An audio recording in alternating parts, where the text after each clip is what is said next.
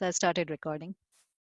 Okay, so procure to pay, this is usually the business process flow where you set up a supplier, give the quotations, and then you have some catalog content management. You have requisitions going out either from iProc or from within inventory requisitions or anything. And then you transform that to a PO, you do the receipt, and then you have the invoice, AP invoices, and then reporting. Okay, so this is the whole cycle.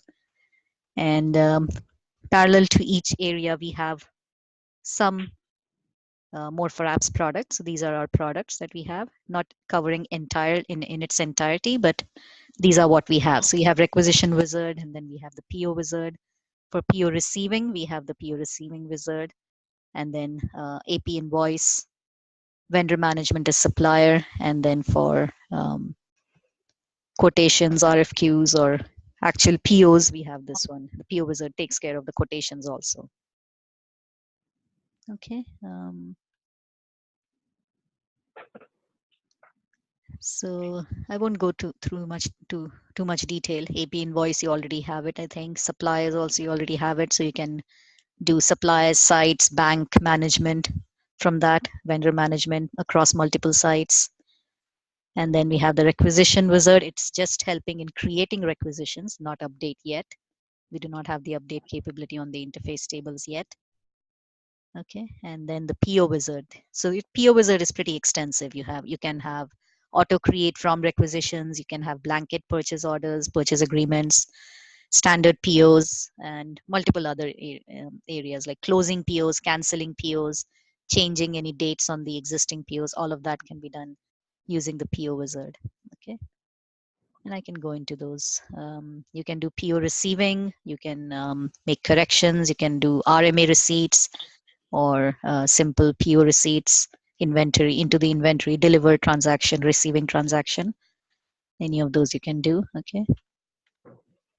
And I won't go into the GL and the finance side of things. So I already had supplier wizard up, but if you have any other preference for the sequence, you could chime in now if you prefer to start with something else. But I was going to go through supplier wizard and see if there are any other issues Anna was talking about. So any preference to see anything else first? Anybody have any preferences? No. I'm sorry, what was the question? Preferences for? Which one to see first? No, she can continue with supplier if she wants. Okay. No preference here, Rachana. Thank you. All right. Okay, so I'm going to go into how to log in and everything. So I believe some of you are not familiar with the wizards. Is that right? I can start from the very basics in that case. Correct.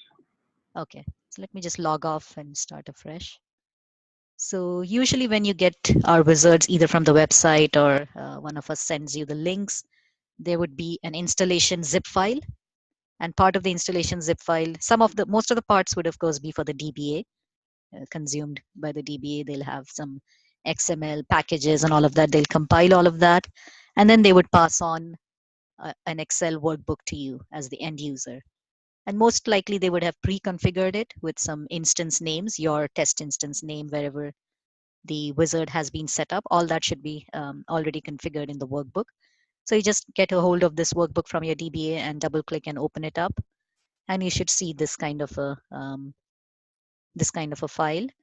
And you would see that it is just like any other Excel to start with on all the ribbons until you come to the last one. And then you have 2 extra ribbons that we add. 2 or sometimes there are 3. There is a custom query also that some of our wizards have added recently. So you would see a couple extra ribbons here, 2 or 3, okay, named with our wizard and the setup and a custom query or downloader.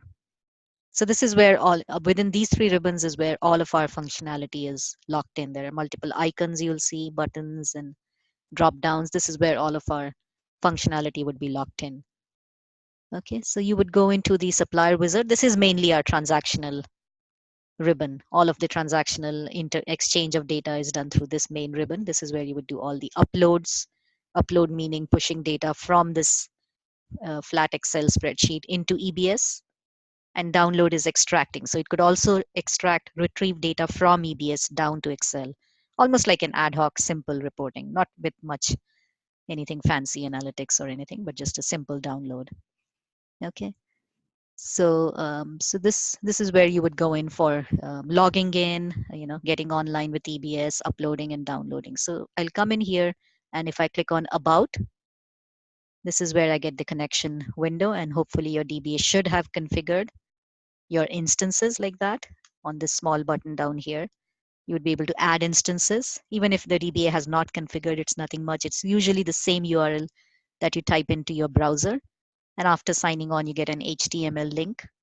So that's what you use here. And you give your alias name, anything. You could have dev, test. We have some cryptic names here, but it is usually dev, test, QA, whatever you have for production as the alias name on the left and the actual URL on the right. Okay, so once you've added that, those should come in your drop down list here, and then pick the one that you want to log on to. And obviously you should have the confirmation from your DBA that on that instance, some of the setups have been done on the application server layer and the database server layer. So all that prerequisite is needed from the DBA. And once that is confirmed, you can just pick up that instance from your drop down and then click on login. Okay, so all being set up well, you should be able to see this logon screen, just like you would on the browser window. And then you should be able to use your same username password, nothing different that you use on Oracle. Okay, and then you should get your same set of responsibilities that you would see there while logging in. And then you should pick up one that is giving you access to that function. So make sure you're going in as if you're logging on to that form for which the wizard is acting as a substitute. So in this case, if it is supplier wizard, so you should go in with the responsibility that gives you vendor management form access, the vendor's form access. Okay, because that's a prerequisite for the wizard. It'll check that you have access to the form in edit mode and you're logging in with that responsibility, and only then it lets you in. That's just a security check that it does. So once you're logged in, this comes up, and it's just information, a lot of information here. You can very well close it. When you get into more advanced stuff, you can use it for entering license key, maintaining users, you want to restrict, all of that is within here. Okay, but for now you can just close it and move on. Okay, and then here, this is the main ribbon. Now you're connected. It'll tell you that you're connected. Usually your operating unit, your responsibility that you use to log in, your username, everything comes in here. Okay, and the last form that you just had when you logged on is here in about all the time. So the only most useful thing that it gives you is if you have multi-org, it displays your responsibility and operating unit with a list of values. So you can anytime go in and switch responsibilities here. Or if you have a multi-org responsibility, you can switch operating units also. So right now, this is a single operating unit responsibility. But if I have multi-org responsibility, I should be able to see multiple operating units, and I should be able to flit between those. Okay. All right. So now we are logged in, and I have a few some supplier data here, or a larger set here actually. So I can just go in here and upload this as my suppliers.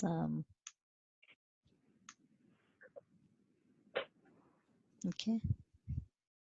So I can start with create. Now the way the wizard is laid out, you see a few status columns. Usually they are in a different color here, the dark green, blue, teal kind of a color.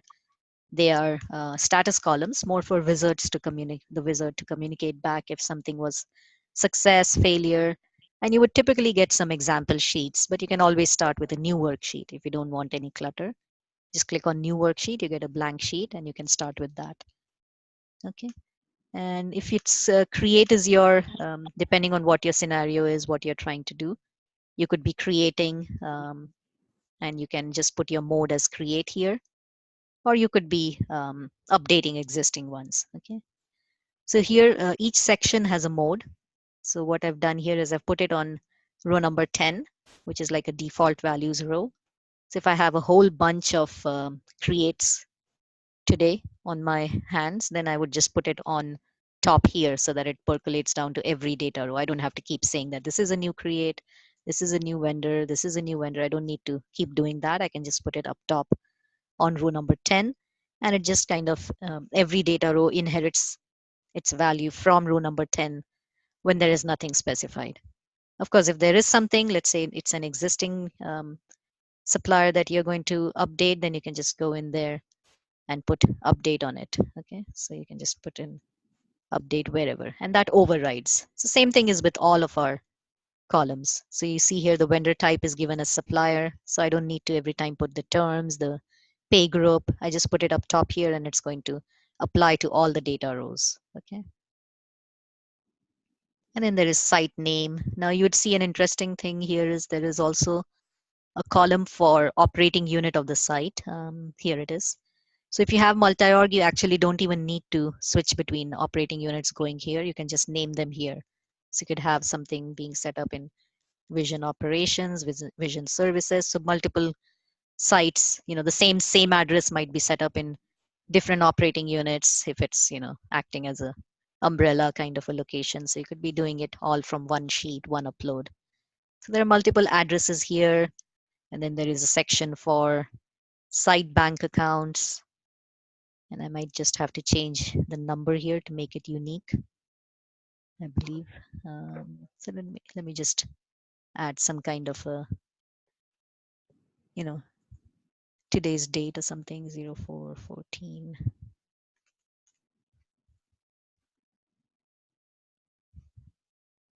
So that's just unique. Okay. Okay. And then this is the site level bank account. You could have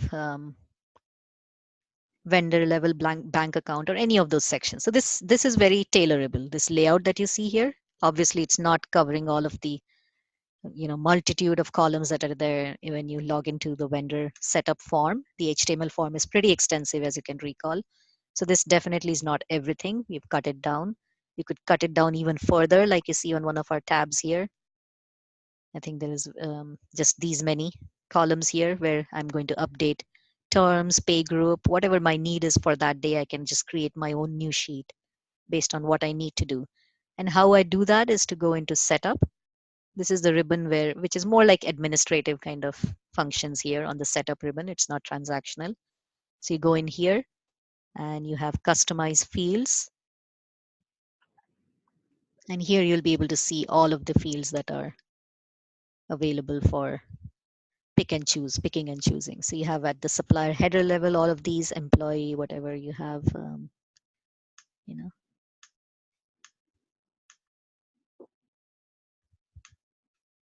So you can pick up attributes, any of the columns. So you can pick and choose. Then you go to the attachment section. You can pick and choose that. Contact, supplier level bank account. So right now, these have not been chosen. That's why you don't see that in the layout, but you can very well pick those. Okay. Any questions? Feel free to interrupt, chime in, depending on what you do on a day-to-day basis. So you have site level attachment also. So I was actually showing another attachment section. So it's at the site level also. Okay. And site bank account, any of these. So most of the things we have tried to cover in this layout, but if there is something left out and if it is part of the API, the TCA APIs, then we can definitely accommodate that as an enhancement. But this is pretty extensive. We haven't had much being added on this. It's already added over the years, whatever was left out. Any questions so far with the setups, anything? Hey, Rachana, do we want to show them the setup tab real quick? Yeah, I went to the setup tab, the customize fields. Anything else on that? And then like the bottom left. Oh, this one. Okay, yeah. So here you have, always when you download a wizard from our website, you would have a few tabs pre-built. So some of them would be example data, and then the first one would be setup. Here you have a few useful links. One is the installation and all of that, but mostly your DBA should have done that. And there is also an online user guide link here. Okay, so if you click on this, you get to a user guide, documentation user guide, like a reference guide. It's more or less like this. Right now I'm on another wizard, but there is a similar one for every wizard, and it's usually on that link that you have on your setup tab. Okay, so this is about the supplier wizard, just like a lookup guide. Okay, Thank you. sure. So let's go back here and see if we can create a few. I'm pretty sure this has already been created, so I'll just add some kind of a suffix to it since these already exist. Okay, and even if they exist, we can always, it'll always just complain that it already exists. There's nothing going to be duplicated or anything. So we can leave couple the same and see what happens. Okay, so I'm going to highlight this many only. I'm not going down the whole set. Going to the supplier wizard, and I'm going to say upload selected only because this is my selection. If I say upload all, it's just going to go down the whole sheet. Okay, and I didn't want to clean up the whole sheet. So I'll just say upload selected, and it should, as you can see, all of the values from the default row, it's kind of percolates down to wherever it is blank. Okay, so the first step it does is validation according to the base list of values against each field. That's the first step. It validates so that there's no junk being passed to the API. Then it makes a call to the standard APIs. Okay, so this one already exists. Please enter a unique name. Do you want to continue receiving? Yeah, I would like pop-ups. One had errors, 5 were processed. Okay, so looks like I was on validate only mode. And I can say validate and upload. This one actually goes and makes a call to the API. Okay, so here during validation itself, it told us that one of them was a duplicate. Okay, so even before going to the APIs. So how that is done is whenever we make the connection, and whenever we do the first exchange of data with EBS, that's when all of the column list of values are loaded into the VBA layer. Okay, so even if I double click here, you'll see that I get a form complete with lists of values. Okay, so if this is the vendor type, this has all come from your EBS right now. It's kind of for this session, it is loaded, all of these list of values. So it's not out of date or anything. It's not stale. It's loaded every time you do an exchange with EBS. Okay, so now I can say validate and upload. And again, I can highlight the same bunch of rows, and then I can say upload selected. So now when I say validate and upload instead of validate only, it goes one step further beyond validation, and it actually goes and submits to the EBS layer. Okay, and makes a call to the API. Just takes all of these and submits to the API. And beyond that, it just captures whatever the API feeds it back. If it's successful, it gets back the supplier ID, the supplier number, and prints it back here. If it's a failure, it just grabs the error messages and systematically prints it against each supplier. So even the error logging is pretty useful compared to what you would have in a custom built homegrown, if you have a custom program that is doing the same thing. Error logging is quite difficult sometimes. You have to go through the log files and try to see which one errored. Here you would just see the error against the right row, and even the field will be highlighted wherever the error is, and you would be able to correct it and reload it. Okay, so as feedback, we get this kind of everything here in a snapshot. So green and loaded or accepted means that all this has gone through and successfully been created, including the sites. And you get back your supplier numbers and everything. Okay. Any questions so far? What is the main user? Yeah, this is Robbie. I have a couple of questions. So Sure. in this initial load that you're doing, what's the criteria for duplicate? Is it an exact match off of the supplier name that you're entering, or? Yeah, it is from what I know, but it is typically the same as you would have on the form, on your Oracle form. The same kind of rules are applied here also. And in case of supplier, yeah, go ahead. I'm sorry, go ahead. Yeah, in case of supplier HTML forms, from what I remember, the name should not be a duplicate. The bank account number, if you say that you're creating a new one, it has to be unique. So those are the things I usually change. So it is checking the bank account. Yes, it is. Yeah, that's why I had to change it to today, because I know it's going to complain if it's not, that's why I went in and put 0419. So if I go in and try to create this one now, I don't know why my Excel is not clicking on the right cell. Okay, I had copied something, that's why. Okay, so if I try to do any other row, even if I have changed this name here, let's say to today. So the name is unique, most likely. But even if I try to upload this, it would mostly complain about the bank account if I have it in create mode. Now you can also assign existing bank accounts. Okay, looks like this was also unique. Yeah, but usually if it is an existing bank account, it'll complain if you try to create it again. So any information that you're putting onto this sheet is when you create it and you click the create button, it's going to validate every single piece of information that you filled into the column. Because the biggest things that we validate off of our bank account and also tax ID. The tax ID? When we're looking for duplicates. Ah, okay. Yeah, so yeah, because the API goes through the same. So if you have tax ID, do you have to enter it or? Yes. Okay. Yeah, it should be in one of the columns then. So yeah, the same kind of validations would be done by this also. What would happen on the form? Okay. Okay, just trying to look at. And then for banking validation, what are you guys using to validate the banking? We currently use Experian. I'll have to check on that. I'm not 100% what we use, but I can get back on that. I do know that you can assign sites. Assign site bank accounts if you already have one. So let me just pull up the form for one of them. I use more for apps too. Experian. Yeah, they are also existing. Okay, so if I just pull up the form for the bank account information, you'll see that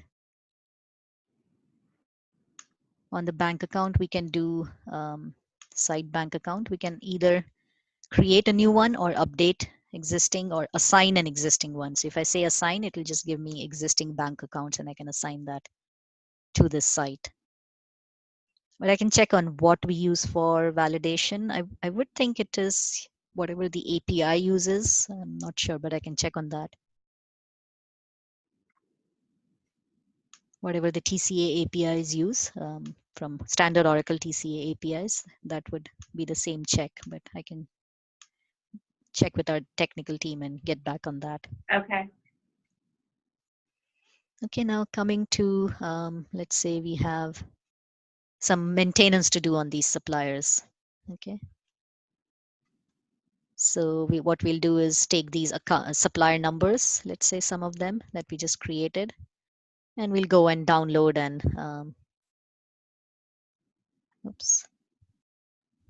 we'll go and download and, redo some maintenance activities.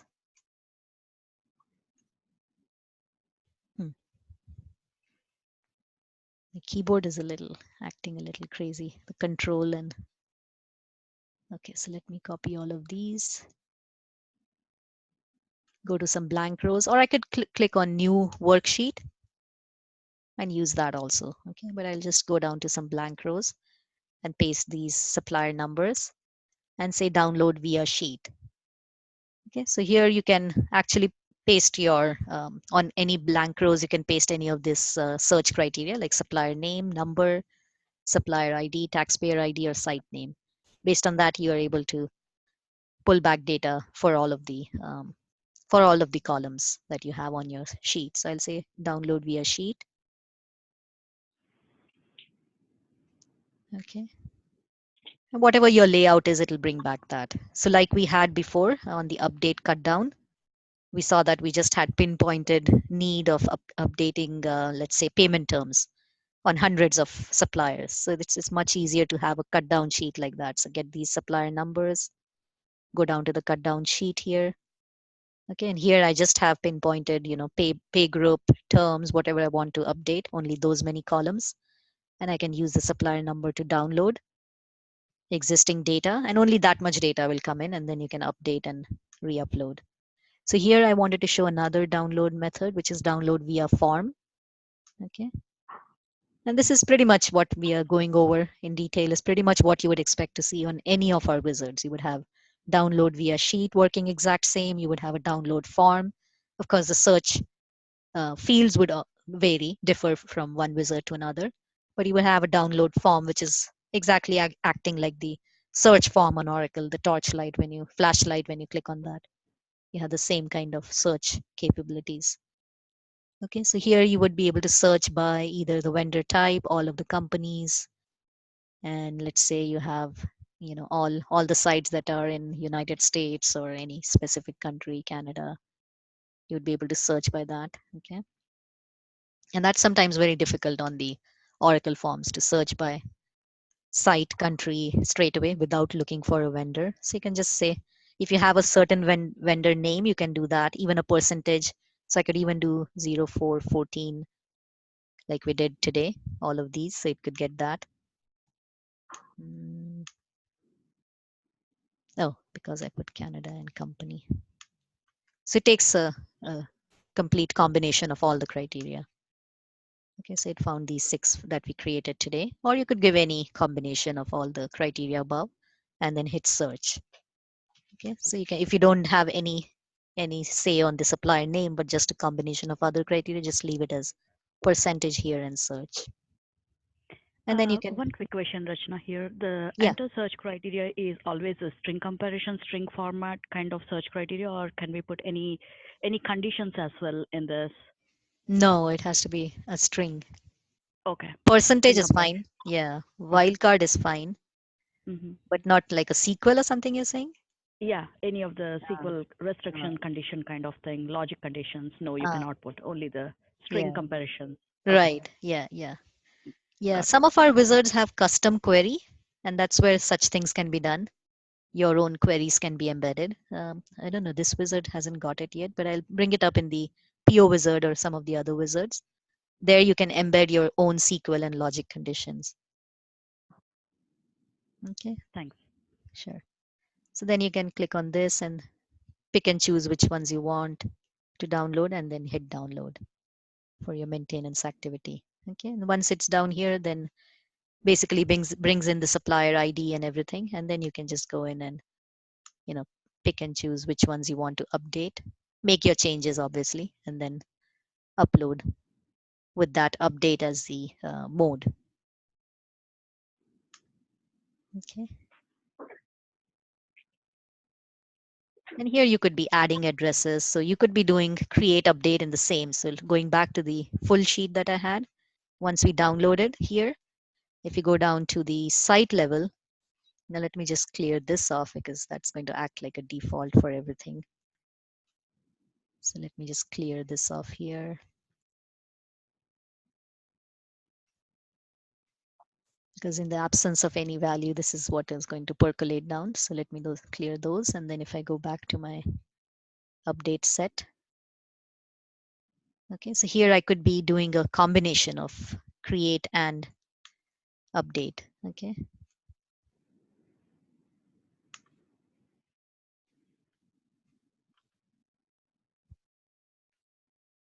Another question for you. uh-huh. What about for, since this is the first time I'm seeing this, Uh-huh. what about for multiple orgs? So if you were doing your creating new and or updating, Mm-hmm.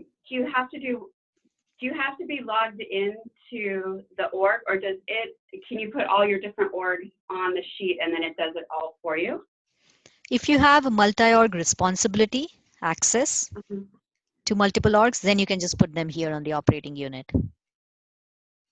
But if it is a single OU responsibility, then no, you'll have to switch. Like mine is a single OU kind of a responsibility here.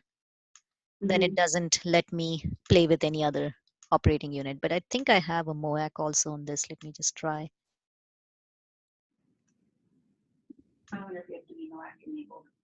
Yeah, it has to be. Yeah, yeah, because it's more like a security. You don't want to. Yeah, this doesn't have, this user doesn't have, but if you have one, Yeah, it's how much she's saying. Gotcha.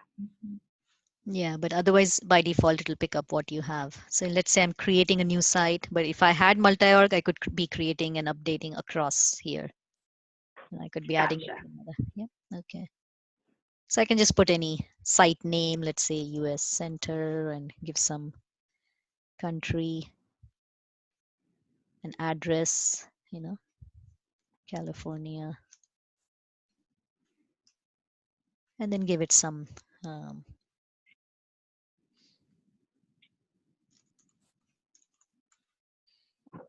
suite or whatever you want to give it. Okay, so you'd be creating in this as well as you could be updating. Okay.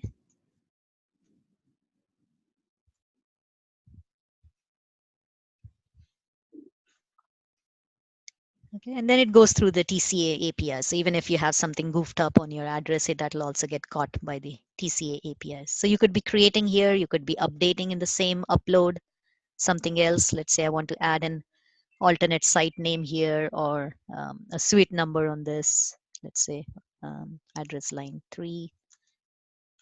Whatever I want to make updates on this, I can do that. Update, create, all in the same. I could be updating something over on this level also, or the bank account level also I could be updating.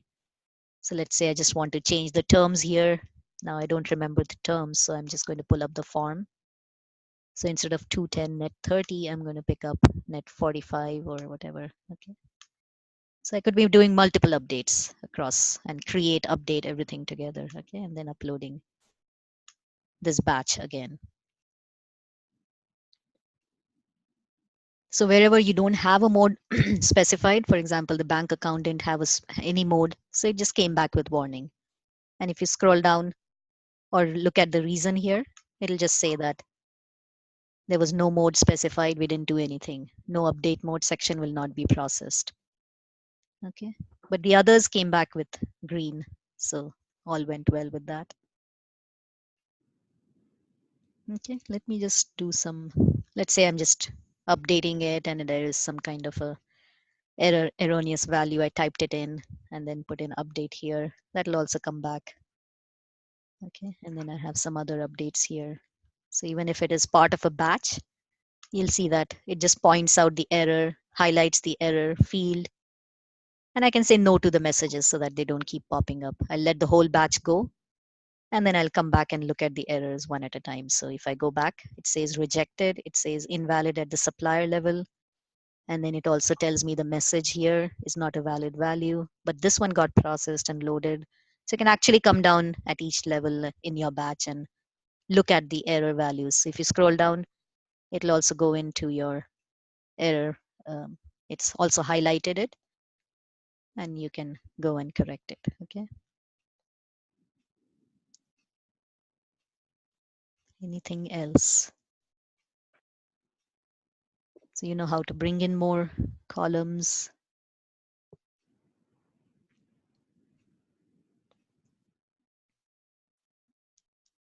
Anything else? Any scenarios that you can think of in your day-to-day, or anything that when you're working with it, Anna, since you seem to be working firsthand with it?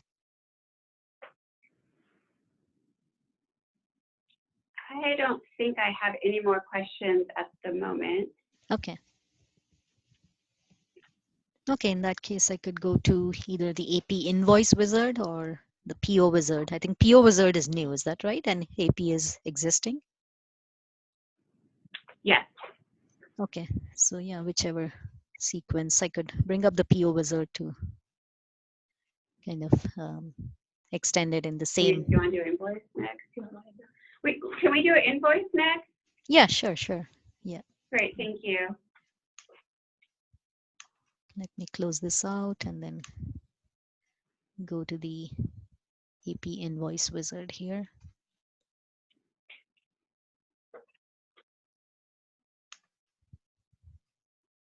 Okay.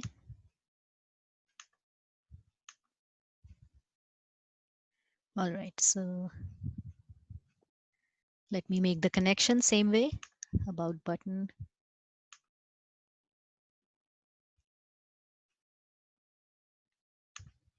So it took in my sign on because it had not timed out from my previous session.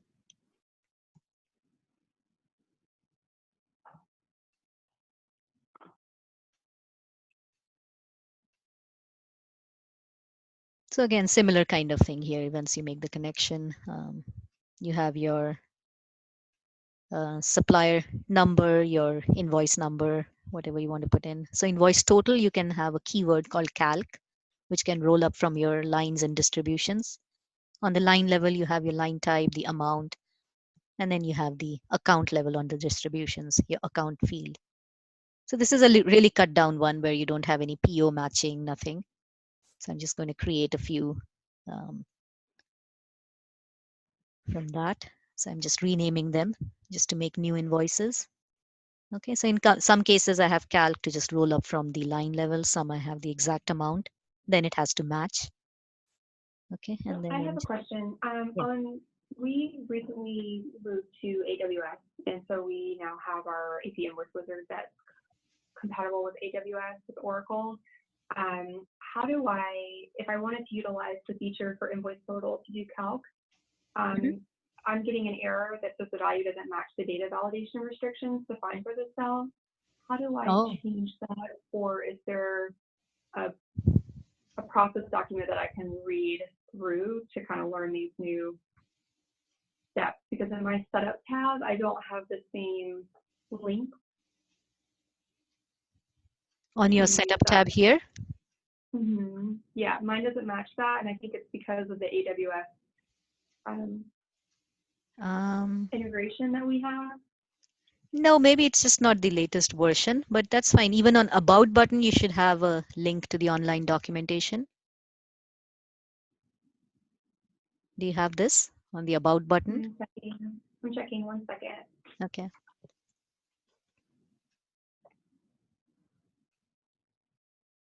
Yeah, it might be a good idea to just get hold of the latest version from the website. This one is 10.089. I don't know what yours is. This is the version, spreadsheet version. My view is slightly different, but I have a link to the online information. What do you see as your version on the spreadsheet version? What do you see out here? Well, when I log in, I don't have this detail, so I have to go about it a different way. So when you log in, if you click on About now, once you've logged in, do you not get this kind of a screen? Yeah, I'm there. Okay. Do you see a spreadsheet version over here? 9.1. Okay. Okay. Yeah. So you might just get the latest one from the website. Might have some of the extra things like the setup tab and online documentation there and a few other things. AWS integration, I mean, your instance is now on the AWS cloud, is it? Or what do you mean when you have AWS? Yeah, so that should not really, because even ours are, the instance I am logged onto is on the AWS. The US instance is on AWS. Okay. So I will read through the online documentation to figure out if I can change that setting, because that's something that we would actually be able to benefit from frequently. Hey, Leah, before the call, she gave me some contact information so we can reach out about the errors. Oh, perfect. I added it to the OneNote on the invoice team. Awesome. Thank you. Okay. Yeah. So let me just go ahead and create these. Now this one will act, there's multiple steps here, because this one uses, instead of what you saw on the suppliers was a call to the API. This one uses interface tables. That's the integration path that Oracle has given. Column L is invalid. Okay, I can just say continue but error this record and keep going. Continue. Okay. I didn't know 1004 was not a valid supplier on this instance. There seems to be a lot of. Okay. So this one is saying that your pay site is not there. So you need a supplier site always. So I'll say load the form and correct this. So this seems like an error I had set up deliberately. So I can just point to one of the instances from the form, from the drop down, and then we can continue. Okay, again, the 1004, I can continue.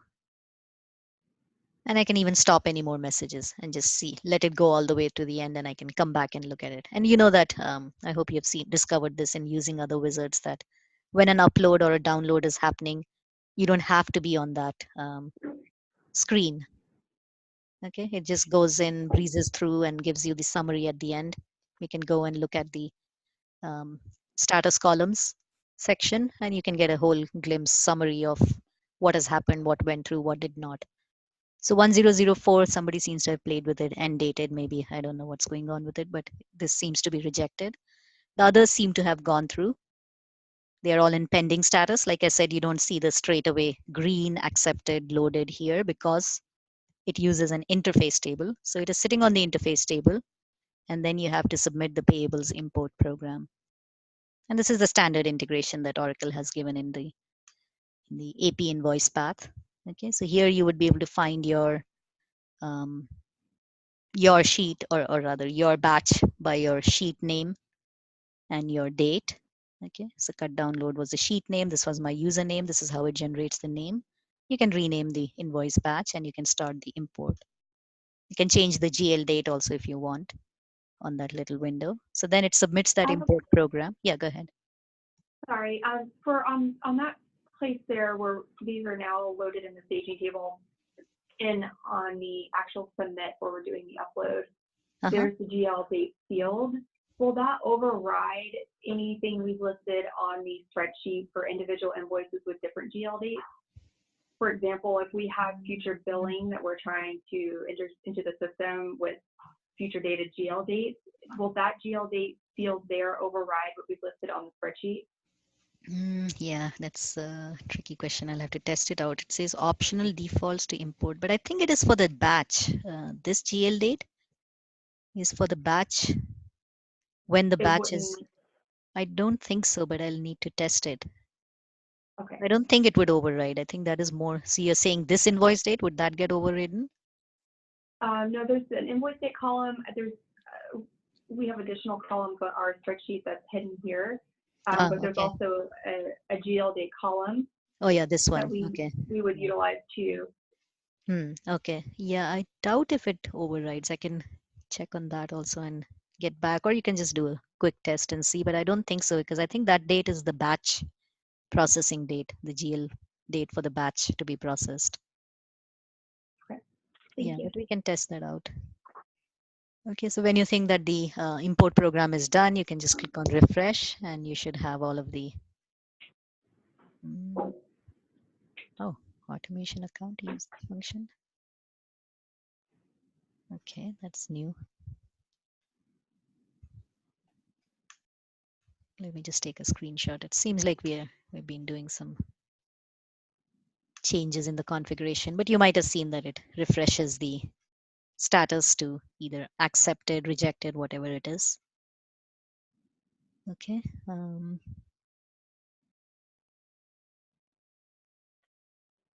Okay. Yeah, it did now. It still gives that error, but yeah. So now it's processed. So these should have all been created now, all these invoices. If you want to download them again. Yeah, go ahead. Is there a suggested amount that you would recommend uploading at one given time? So if we wanted to upload 20,000 invoices at once, would it be recommended to do that in 1 month upload, or should we do it in increments of 500, 50? I've had this from price list. People who use a price list wizard, they say that they break it down to like 3,000 to 5,000 rows at a time. But it also depends on how many columns you have. Like if you have really trimmed it down, it should be able to process more. And then your DBA, if you ask them to increase your session timeout to more than whatever 15 minutes or whatever, then it should not really stop you because it is using interface tables and there should not really be any limit. Even Excel is huge now, so it should not restrict you. But yeah, what I've heard from people who seem to use it regularly for mass updates in price list area and all the others, they seem to break it down to 5,000 or anywhere from 3,000 to 5,000 rows at a time. Okay, thank you. Okay, so this was really a cut down, simple scenario of making a fresh AP invoice, but you can have POs to start with. So let's say you have a bunch of POs and you want to download them first. So you could have these So you can list your PO number. So this is a larger layout. I've included PO, I've included project information. If you have that module, you can tie the AP invoice to a project, a task, or anything, or simple supplier invoice, supplier POs. If you have, you can list them. You can go to PO matching and download. Yeah, go ahead. Sorry, are you able to determine or instruct what line on the PO to match it to? Sorry, say that again. What line? Yeah, if you have 12 lines on the PO and you only want it matched to line 2 for that amount, is there a way to do that within the more? Oh, of the PO line? Mm-hmm. You have a PO and a line? Okay, yeah, we can do that. So what this will do, if you just put the PO numbers and download all the selected POs, then it'll get the whole PO, okay, with all of its lines. But yeah, we could do partial pick and choose also of, and this is asking if you want to include the receipt. I can say yes or leave it. So there'll be multiple shipments if there is receipt. So yeah, let me come to your question about just picking line number 2. And even within that, let's say you have a partial amount that has been received and you just want to invoice only that much, that can also be done. Okay, so here it downloaded the PO with all of its details, so you'd have, if you go down, I have too many columns here, but you would see all of the items, you would have all of the amounts and everything, and you can actually go in and then put in how much you want to. So here's the quantity unbilled, quantity received, whatever you have, and then you can say how much you want to actually bill now. Okay.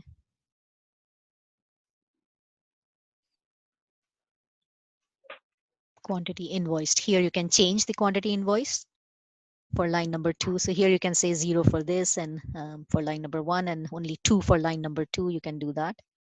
Okay. Or there's a cleaner way if you have a lot of partial.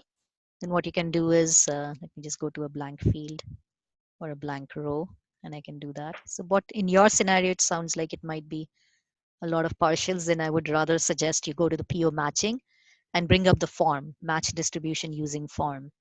Okay, so to start with, you can just give some supplier number that you're going to invoice, and then go to match distribution using form.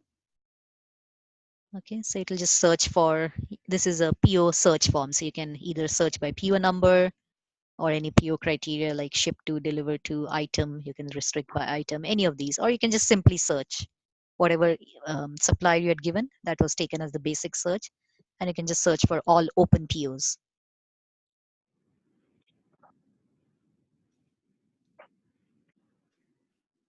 Okay, there seem to be a lot here.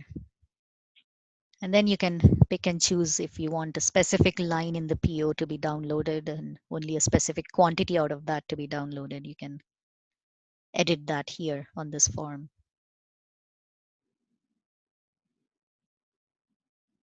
There seem to be a lot.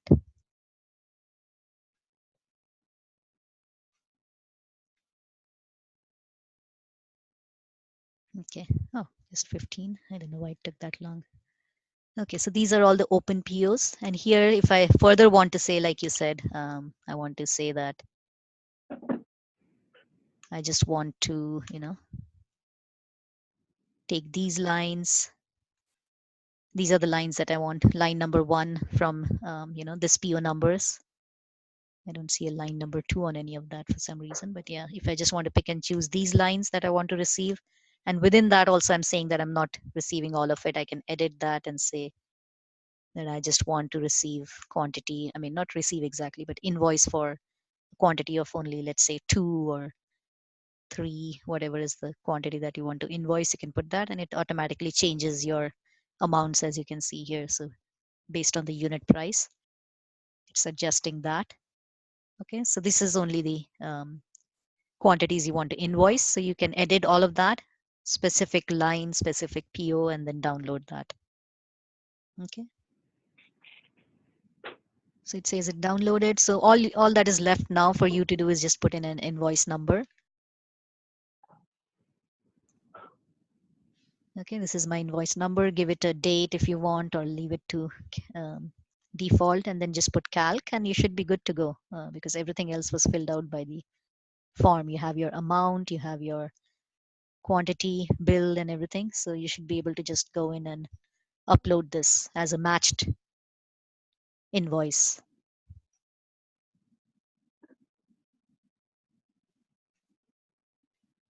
Does that make sense? Yes. Thank you. Okay.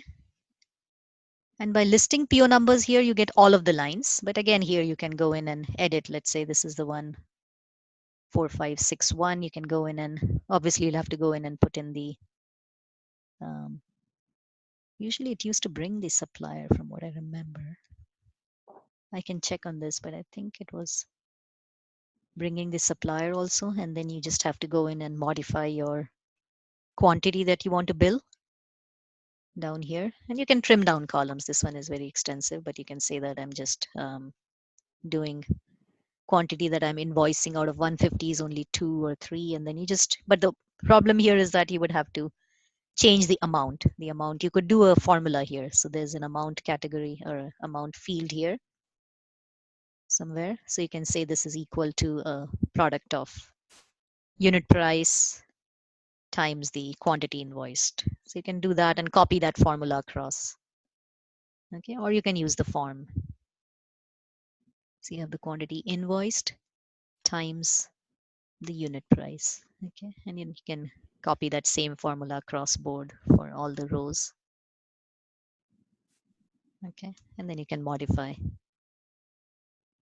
You can straight away modify the quantity that you want to invoice, and then you should be able to put calc on the header, your supplier, and you should be good to go with uploading. So on the invoice total, just put calc, put the supplier, and you should be able to upload it.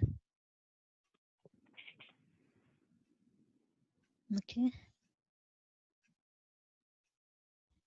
Anything else? Any other scenarios? So you can match to project task, PO line. And then for download, you have a few, there's just a form like I'd done before.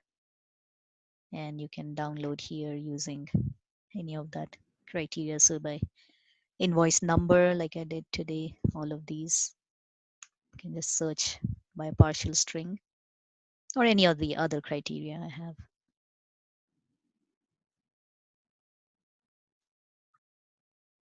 It's unusually slow.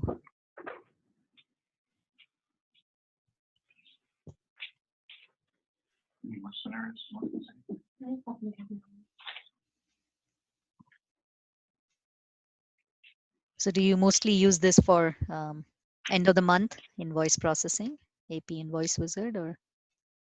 We mostly use it for bulk uploads straight into Oracle. Right. So it's more of a workaround tool that we use. Okay. If we have multiple future dated invoices for one account, this tool we use quite frequently. Okay. Okay. Yeah. So there are, in terms of updates, there's not much really that the tool allows to existing invoices. But there are some that you'll see under the extras. When you download existing invoice and you click on extras, you can do a few things like applying holds onto the invoices, removing holds, or rather releasing holds. And you can change payment terms and a few other things that I can show you now on the extras. So if you basically download the invoice and then click on extras, that window should come up, which will let you change a few things. Okay. So if I go in there, extras, I can cancel the invoice entirely. I can update the pay group, update anything in the DFFs, payment method, or banks, or any of these. Can we use this feature to cancel bulk invoices? Yeah, definitely. Yeah, that's one of the things that people use it for. So we can just say cancel this invoice and proceed. And if I have a whole batch, like I've just selected one here, but I could be selecting 3 of them and then go to extras and say cancel invoice for all 3. Or entire sheet. Yeah, go ahead. Gotcha. Is there any functionality around this that also supports adding an attachment to each in Oracle as in the form of a comment, like a short text? Oh, short text comment. Yeah, I believe there is an attachment section here. Let me just check in the setup. So these got cancelled. Okay. So when you're creating it afresh, there you should be able to use the attachment section from what I remember. Let me go down and see if it has on this layout or on another layout. If I go to, again, the setup and fields. No, this is only mandatory fields. Okay. Yeah, edit template usually is also another way we bring up a template 1, 2, 3 sheet, which is usually hidden. But once that sheet is unhided, you can see all of the columns. So here you can just highlight row 9 and look for attach. Yeah, so here are the attachments. You have attach content, type, you can say short text. Okay, so on this, if I download an existing invoice, let's say I just take one of them, which is not canceled. So if on this I'm able to download, let's go back here and say download again.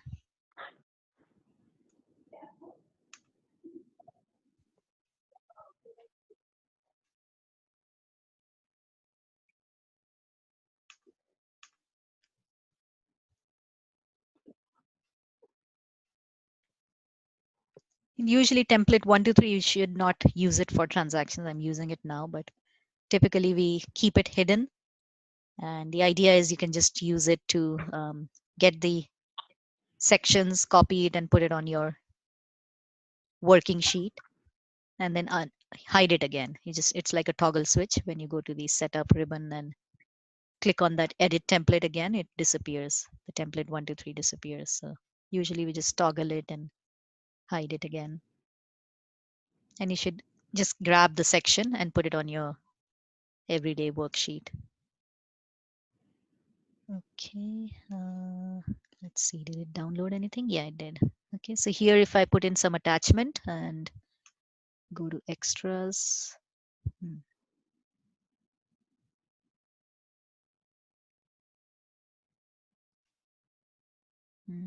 yeah, there is a way to apply holds and release holds also, which I don't see here today. I think I have to just enable a few profile options and then it allows me to apply and release holds. You see the hold section here, invoice holds.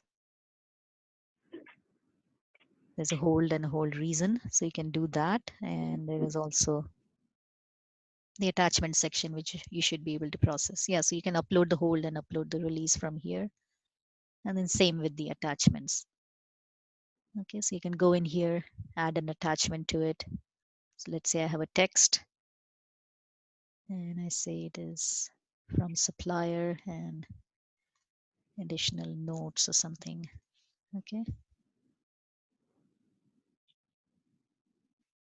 And this I can copy also to the other. If I have multiple, I can just use this to copy paste to the others if this is the next line. Okay. And then I can upload all the attachments. So yeah, some things I think I just need to grab the latest version because there usually is a attachments upload here directly. There was one in, of course, in the form also, but you wouldn't have to go to the form every time. I think it is supposed to be on the extras where you can process all of the attachments in one go. You don't see it here, but right now you can just go to the form and say upload now for this notes. So one attachment got loaded, you'll see the uploaded. Same with this, but I'll just check on the latest version. It should have it as part of the extras to be able to upload them in bulk.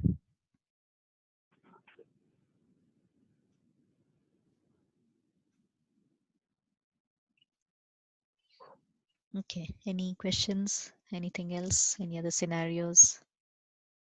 And I think this might be because the version of the template that we're using is not as current as yours, but there's some fields in your banner or options in your banner that I do not have in ours. Okay. You mentioned previously that we could go onto the website and download right different versions. Is there any sort of integration that needs to happen aside from just selecting the the environment of Oracle that we want to connect with? And that could be a question for later. I didn't know if it was a quick answer. Yeah, so usually you get a zip file when you download from the website. And yeah, it might need updates on the packages. So your DBA might have to recompile the packages. So just hand off the zip file to the DBA first and let them do the configurations. Was that your question, or I kind of got lost? Yes. Any other setups needed? Yeah, yeah. So apart from just pulling the spreadsheet and starting to use, you would need package updates in many of the cases, not always.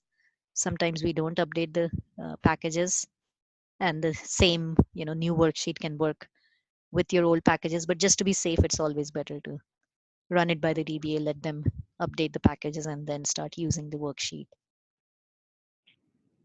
Thank you. Okay.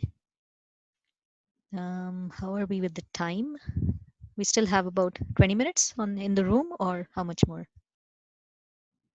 Yeah, well, 20 for P2P, and then at 11, it's switching to order to cash, right? Oh, okay. You have order to cash also coming in. Okay. Yeah. All right. So let's go to P2P. The PO wizard. Yeah.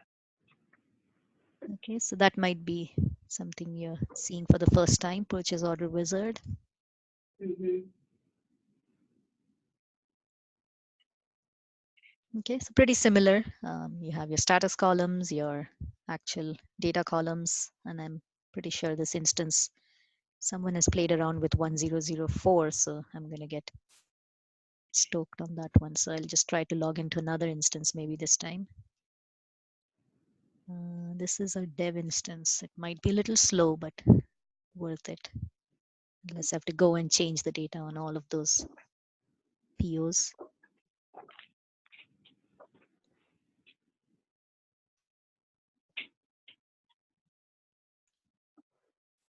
Okay, hold on.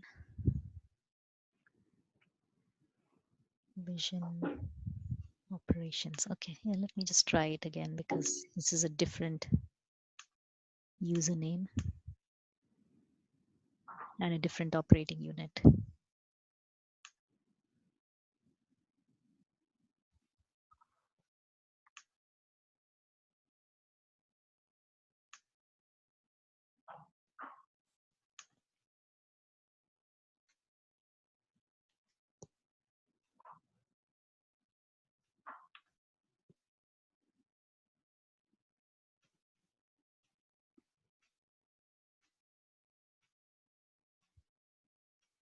So here, this is based on the PO wizard has multiple modes. That's one difference from what you've seen so far. So right now it's in the standard purchase order mode where you can create purchase orders, make updates like adding new lines, and there are multiple other modes. So that's one difference you would see here. So these are the modes. You can work with blanket purchase agreements, quotations, change API. Some of the updates on a standard PO, when you want to make a change to the PO, it goes to the API. You cannot directly make it in the standard PO mode. And we've listed what changes can be accommodated in change API, like quantity changes, date changes. On existing POs, you have to change your mode to change API, and only then it allows. You can close old POs, you can cancel them. Okay. And you can also auto create from your requisitions. Or yeah, we use auto create. We don't create POs directly. Oh, okay. No, so you can skip all that. We're just auto create. And can you focus on, since we only have 20 minutes left, can you focus on editing POs and changing POs? Okay. We're very interested in PO close, changing need by dates, etc. Okay, yeah, sure. Thank you. Let me, when I select the mode, I can create a new sheet by clicking on create new, and then it has generated the default sheet for auto create. Now here you have some disclaimers. It says that it's using a private API because there's no public API. So we always try to, declare it upfront that it's using a private API. We also sometimes protect it by using some profile options. so that we warn you that, and you have to accept it, go and enable the profile options and accept the condition that you are allowing private APIs to be used. Okay, so here auto create is basically when you have a bunch of requisitions, you want to create POs out of it. So that is supported in this wizard in the sense that you can just go in and download a bunch of requisitions. So you can either put your supplier number or supplier name here, rather, not the number, or you can put the supplier and site combination and download using Sheet, or simpler is to use the form here. So let's say I just want to go by, let's say the supplier is Dell Computers. That's a cleaner supplier, I think, here. Okay.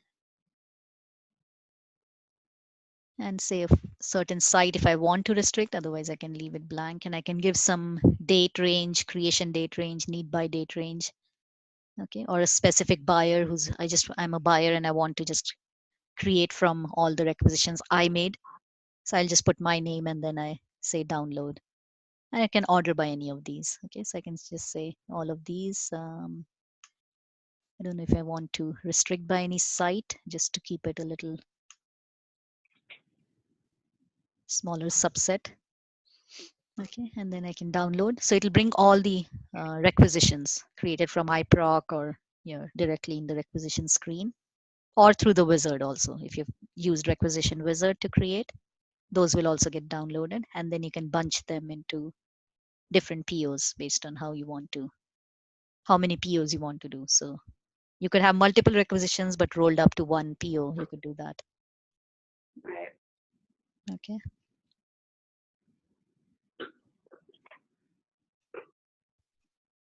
And while the download happens, of course, you can navigate off and go to another sheet and come back.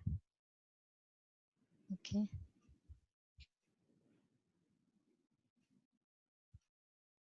Okay, so it got back 50. So now here you'll see the requisition number, all the line details, everything. Okay. So this is more like the header. And then you go down to the terms, currency. This is still header. Okay, now this you can remove like we do with all other wizards, flex fields and all. Looks like we're not using any. There's no data coming on any of those. I can straight away delete, especially when it comes to flex fields. Attribute columns, the grayed out columns. Grayed out are typically just read only. They are from the requisition header, just in case you're using them.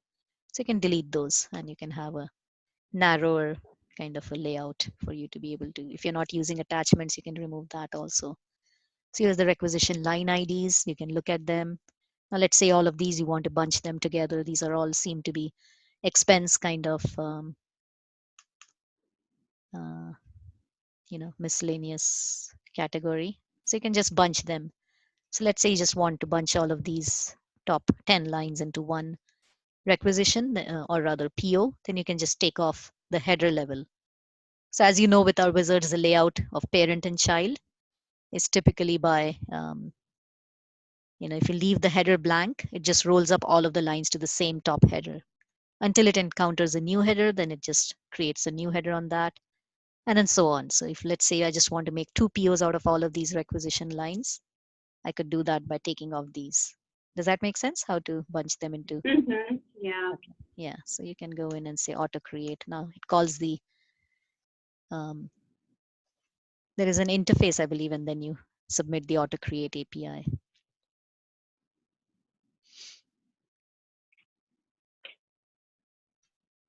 Or it's a private API. I'll see how it is. If it's a two-step or a one-step, I can't recall.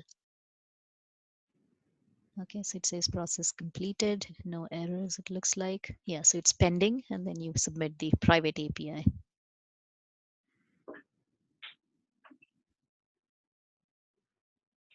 And you should get back the PO number. Okay, so you could do it in approved or incomplete status.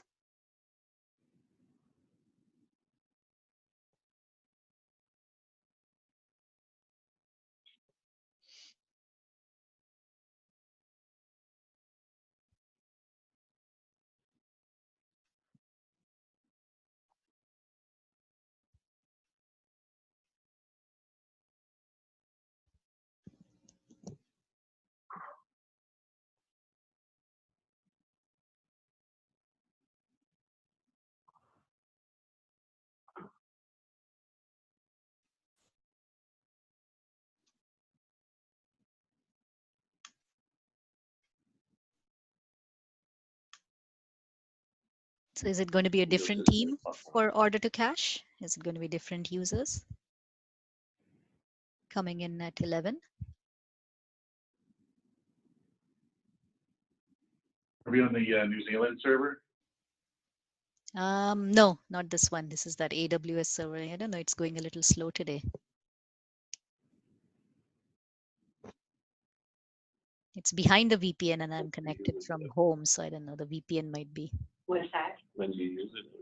Oh, we don't use this yet. This is the first time I've seen it. Just our AP team. Well, on the P2P side, just AP uses this.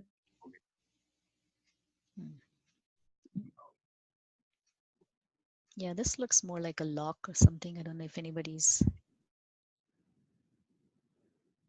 Yeah, this is new create. Yeah, with for the closing lines and making updates and whatnot. Very interested in seeing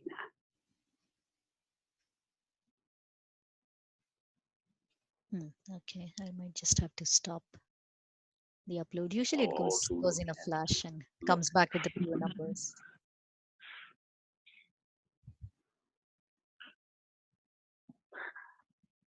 Yeah, I might just stop this and go to the change API. Usually it just comes back in a flash and with the PO numbers, especially just for 2 POs, it wouldn't take this long. There must be something going on with my VPN because this instance is behind a VPN.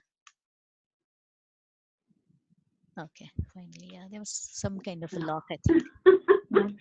Just in time. The bus was leaving. It hurt you. Yeah. Okay, so it gave back the PO numbers. Now let's say I want to make any changes to these. So I can go to the Change API tab, or I can just create a new one. So if I go to Auto Create, go to Change API, oops, and then I can hit Create New. Okay, and then I can download those POs.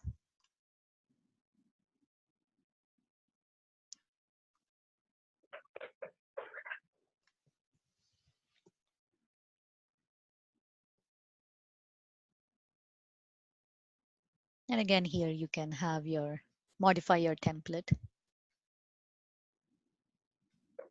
to reduce the columns, remove all the attribute columns and everything.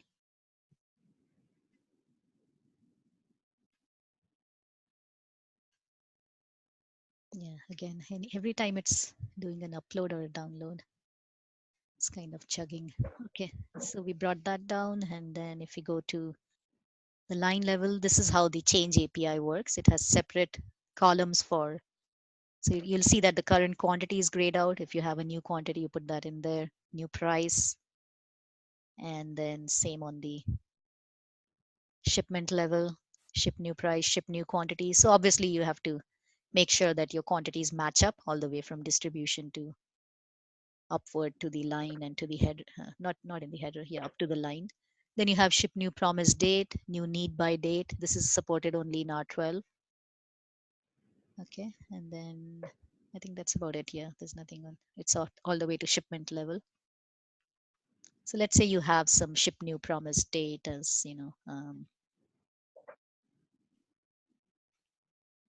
plus 15 days or something. Or you could even put it up top here so that it's going to do that on all of them. Okay, and you can update both. So here it's an API. You would directly see the results. There's no import program or anything.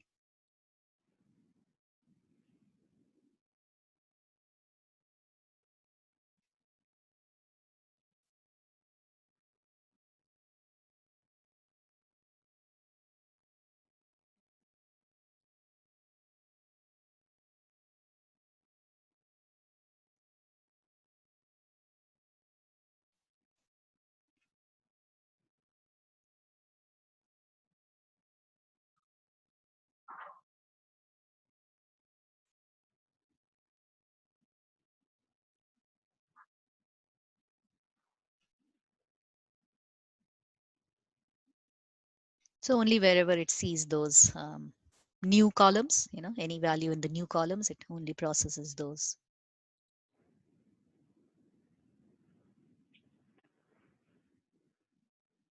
So does that, on the change API, do you see all the fields that typically you would update? The need, by, price, quantity? Or are there fields that you don't see here on the change API?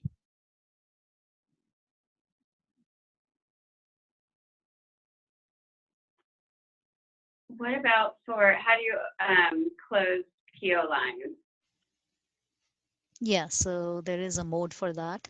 You would go to PO close. Again, create new sheet, or I might have an existing sheet for that. Let me see if I have a PO close. No, this is the first one. Okay. So yeah, you just download POs. I don't know if there are any which are ready to close. And then you can put the header action, closing reason. Can we close POs without receiving? I'm not sure. Let's try. It'll go by entirely the Oracle rules. So if Oracle allows, only then the wizard allows. The API allows, rather. So again, it's always a good idea to read. Again, this one says there's no public API.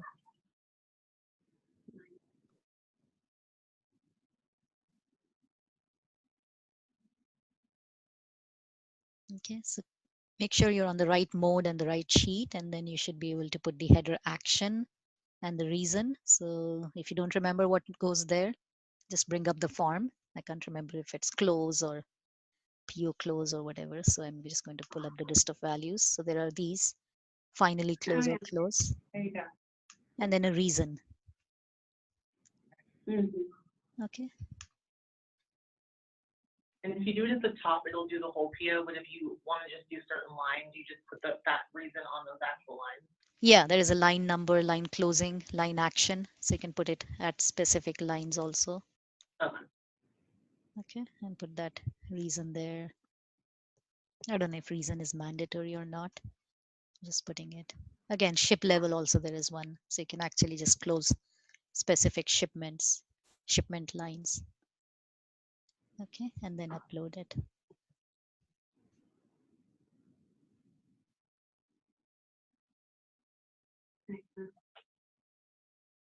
Same with cancel. You just have to go to that mode, create the sheet for that mode, and then it's similar. You just have to say yes on the cancel or something like that and give it a reason. I might have one sheet here somewhere. Nope. Okay. Yeah, I can always create one. So this, as you can see, only these two got closed. That's why you have the accepted. Everything else is untouched. Same with PO cancel. You just go to cancel PO, create a new sheet. Okay. And then you can download the PO, and again, the header cancel, yes, no, whatever that reason. And here you can say whether or not to cancel the requisition also.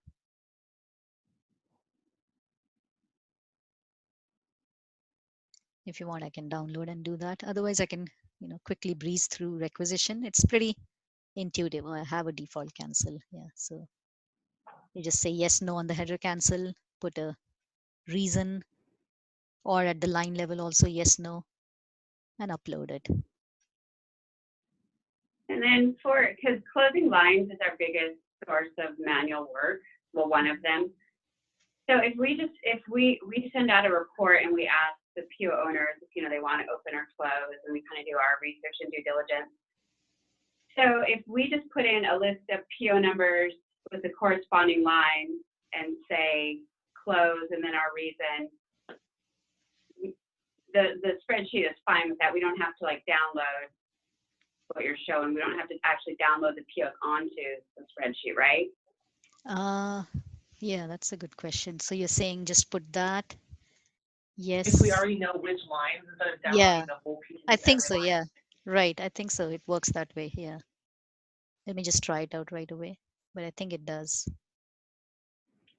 So if I say line number 1 and the PO number.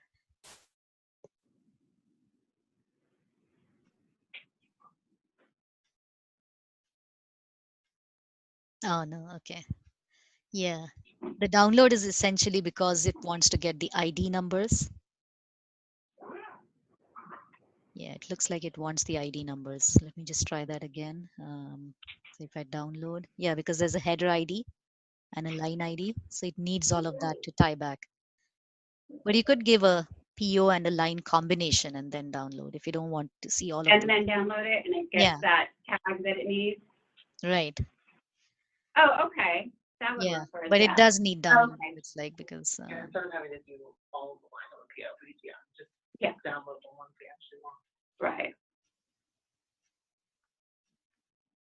yeah. We could put in our information and then download puts in the tagging or detail. What do you mean tagging? Well, the information that it's what it, yeah, what is it pulling when you click download? When I click download via sheet? Uh-huh. You Yes. mentioned it needs to download an ID to match the record somehow for upload, right? Yeah. That's what I thought. I can double check Okay. because it does seem to. I thought it doesn't really get the line IDs, so I'm not sure why it is asking for it to be downloaded. Let me just test it out and get back on this scenario. So basically what you want is to be able to put your PO number here on a row, go down and put your line number here, let's say on the same row.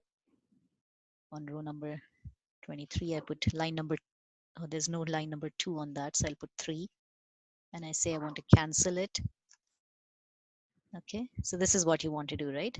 PO, line, and then put the, let's see, I think it should work because I'm not getting any IDs here. Yeah, it does take it and it's already passing it to Oracle.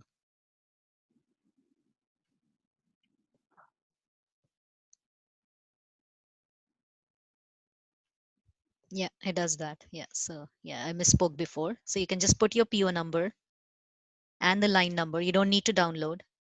There is no IDs Okay. passed. Yes, just list your PO line number and then upload with wherever you want to put yes as the cancel, or you can just put it up top here. If you clearly have a list of exact line numbers to be canceled, you can very well put them up top here. And then we can put the reason in there as well. Like yeah, you can put the reasons. If it's one blanket reason, just put it up top here. Yeah, and then go in and just go bulk close or bulk cancel. Yeah, it doesn't need the IDs. I misspoke before because when I did the download, I realized that it's really not fetching the IDs. So it's really working off the line and the PO number combination. We like that. Yeah. Okay, and I mean, similar to this, if you're working, like you said, you seem to be using requisitions mostly, not PO directly. So yeah, 100%. yeah, requisition could be a good tool then in that case. Very similar, you know, if you just look at the layout, it's pretty intuitive. It uses the interface tables, pretty much like the AP invoice wizard. So you would see pending, and then you would have to submit the requisition import. But it's pretty much similar. You could have requisition type, and then the status. This is the header level, your line level. You could be inventory, services, whatever you want. Okay, and in case of procurement, again, it maps to the same kind of thing. You should just know your category and your category that it translates to, basically, and then you should be able to put the same under the category if it's a non-catalog item. That would be good for creating math, like contract and for like me to do, but not like no, just for us. Especially I would think contractors do. Yeah. Monthly POs. But there's only So create basically, on requisition. There's no update or anything. Yeah, go ahead. Sorry. so we could take our requisitions to create new ones from scratch using this template. Right. Upload them, and then upload the iProc. Yeah, upload them, and then go to auto create here. Yeah, sorry, did I cut you off? So yeah, you could. No. I think it. Yeah, I think this is good. Yeah, so you do the requisition upload, and you can actually just transit off to the PO wizard, to the auto create, download that requisition which you just created, and straight away take it to PO also using the auto create. So you get the full cycle if you do a combination of. And load it, and then choose your approvers, and then that's what I do too. So you would just simply be creating it. It would show up in iProc, but then we still have to submit through iProc into the Cooper. Which should be good because you know what that was. So we should do that now. Yeah. Now we're always choosing. Yeah, this is good. I think what Maisha and I will do, since we're out of time for the P2P, I think what we'll do is we'll continue to look at the demos on your website, and then let you know if we have any more questions. Yeah, definitely. Yeah. And we can always do another one of these.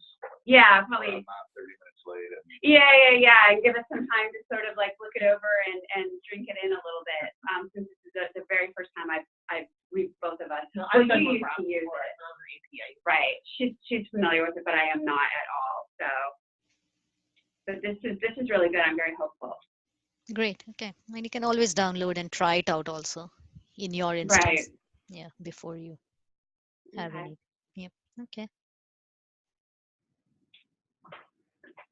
Can you please also share this recording?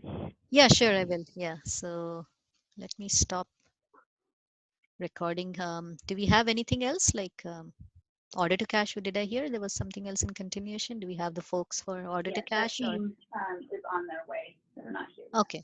Okay. So Yvette, do you have a meeting?